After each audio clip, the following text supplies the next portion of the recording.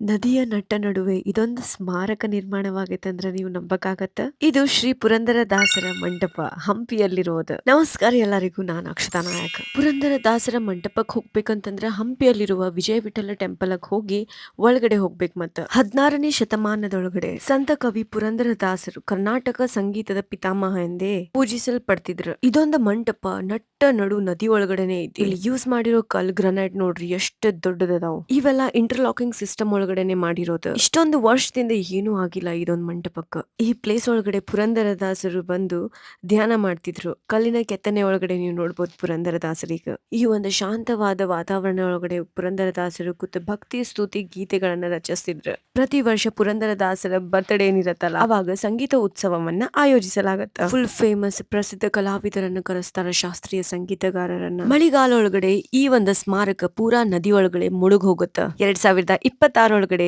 ಮಳೆನೇ ಬಂದಿಲ್ಲ. ಅದಕ್ಕೆ ಈ ಸ್ಮಾರಕ ನನಗ್ ನೋಡಕ್ಕೆ ಅವಕಾಶ ಸಿಕ್ಕೈತಿ. 2025 ನಾ ಬಂದಿದ್ದೆ, ಬಟ್ ಅವಾಗ ನನಗ್ ನೋಡಕ್ ಸಿಗ್ಲಿಲ್ಲ, ಯಾಕಂದ್ರೆ ನದಿ ಒಳಗಡೆ ಮುಳುಗ್ ಬಿಟ್ಟಿತ್ತು. ಮತ್ತೆ ಈ ತರ ಕಾಂಟೆಂಟ್ಸ್ ನೋಡ್ಲಿಕ್ಕೆ ನನಗೆ ಫಾಲೋ